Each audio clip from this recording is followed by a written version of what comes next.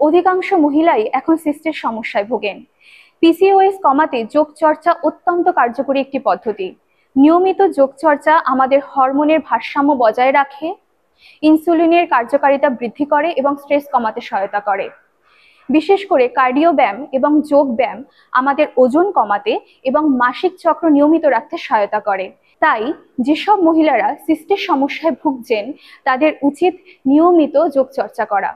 নমস্কার, আমি মন্দিরা।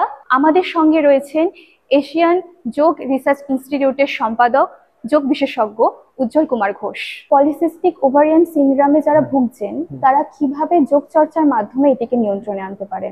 প্রথমে দেখতে হবে যে তাদের বডি ওয়েট যাদের বেশি হয়েছে তাদের কমাতে হবে। এছাড়াও যাদের পিরিয়ডিক্যাল সমস্যা আসছে, মানে মাসের যে আমাদের মায়েদের যে সমস্যাগুলো থাকে সেটা যদি প্রতি মাসে সঠিকভাবে না হয় তাহলে আমাদের ফিজিশিয়ানের একটা মত নিতে হবে এবং দেখতে হবে যে তাদের নিশ্চয়ই কোনো একটা হরমোনাল ইমব্যালেন্স হচ্ছে। এই হরমোনাল ইমব্যালেন্সটা হওয়ার জন্য আমাদের প্যানক্রিয়াসের সিক্রেশন বাড়ে। এই প্যানক্রিয়াসের সিক্রেশন বাড়লেও যেমন ক্ষতি, আবার কমলেও সেটা ক্ষতি। অর্থাৎ আমাদের যোগাসন কাজটা কি করে? যোগাসন করে যে হাইপো এবং হাইপারকে ব্যালেন্স আনতে সাহায্য করে। তো আমরা সেই জন্য কিছু লঘু ব্যায়াম এবং কিছু গুরু ব্যায়াম, অর্থাৎ কিছু স্ট্যাটিক ফরমেশনের ব্যায়াম, কিছু আমাদের ডাইনামিক প্রসেসের ব্যায়াম আমরা দিয়ে এটাকে কন্ট্রোল করতে পারি। আসুন আমরা দেখে নিই যে কোন কোন ব্যায়াম বা কোন কোন আসন করলে আমরা এই সমস্যা থেকে মুক্তি পেতে পারি। আমরা পিসিওডির প্রথম ব্যায়াম যেটা দেখাচ্ছি সেটা হচ্ছে সাইক্লিং। অর্থাৎ আমরা শুরু করি, প্রথমে শবাসনে শোবো, দুটো পাকে ভাঁজ করে পেটের কাছে নিয়ে আসি, এবার প্যাডলিং করার মতো করে স্টার্ট করি।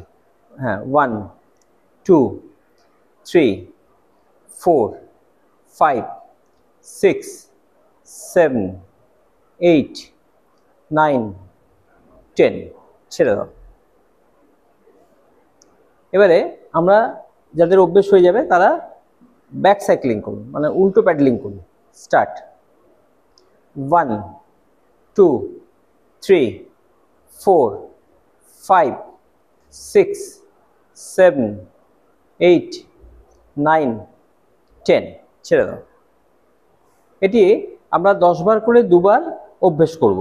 সবসময় মনে রাখতে হবে খালি পেটে আমাদের ব্যায়াম করার নিয়ম, ভরা পেটে না। যদি কাউর একেবারে খালি পেট থাকে অন্তত 2টো বিস্কিট বা হালকা মুড়ি খেয়েও আমরা এই ব্যায়ামগুলো করতে পারি, কিন্তু কখনোই ভরা পেটে লাঞ্চ বা ডিনারের 2.5 ঘন্টা বাদে কিন্তু এই আসন বা ব্যায়াম করতে হয় না। এবারে করি আমরা লেগ ক্রসিং। দুটো হাত পাশে থাকবে, হাঁটুটা টান টান থাকবে, দুটো পাকে উপরে 45 ডিগ্রি অ্যাঙ্গেলে তুলি, তারপর ক্রস করি। হ্যাঁ, স্টার্ট। 1 2 3 4 5 6 7 8 9 10, ছেড়ে দাও। একটু প্রতিটা আসন বা এক্সারসাইজ করার পরে যতক্ষণ আমরা করব ঠিক ততক্ষণ রেস্ট নিতে হয়। স্টার্ট। আবার করি। 1, breathing normal. 2 3 4 5 6 7 8 9 10, rest, relax.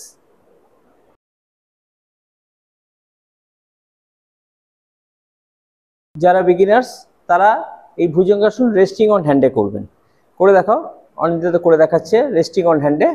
Resting on hand মানে এলবোটা মাটিতে থাকবে এবং বডিটাকে আস্তে আস্তে উপরে তুলি যতটা সম্ভব। হ্যাঁ, এইভাবে তুলবো, শ্বাস প্রশ্বাস স্বাভাবিক থাকবে, এলবোটা মাটিতে থাকছে, হাতটাও মাটিতে থাকছে। দেখুন এটা লক্ষ্য করে, তাহলে কিন্তু আমাদের স্পাইনের চাপটা কম পড়ছে কিন্তু কাজটা একই হচ্ছে।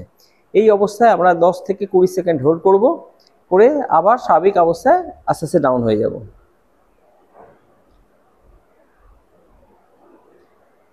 আরেকবার করে দেখাই সেম পশ্চারকে। স্টার্ট। আস্তে আস্তে উঠি। হ্যাঁ, ভেরি গুড। 1 2, স্বাভাবিক শ্বাস প্রশ্বাস। 3 4 5 6 7 8 9 10, ছেড়ে দাও। হাতটা পাশে করে রেস্ট নাও, হাতটা পাশে দিয়ে দাও, মাথাটা সাইডে ডাউন করে দাও, যে কোনো একটা সাইডে। এবারে যারা কিছুদিন ধরে ব্যায়াম করছেন, অ্যাডভান্সে যারা যেতে চান তারা আস্তে আস্তে আমাদের পূর্ণ ভুজঙ্গাসনটায় যাও, মানে ভুজঙ্গাসনে অ্যাকচুয়ালি ভঙ্গিমাটায় যাও। হাতটা শোল্ডার লেভেলে নিয়ে আসো, হাত দুটো শরীরের সঙ্গে লেগে থাকবে, পা দুটো জোড়া থাকবে, স্পাইনের ওপরে জোর দিয়ে অর্থাৎ নাভির ওপরে চাপ রেখে আমরা বডিটাকে যতটা সম্ভব উপরে তুলব। এটি আমাদের ভুজঙ্গাসনের অ্যাকচুয়াল ভঙ্গিমা। এটি করবেন যারা অ্যাডভান্সে আছেন।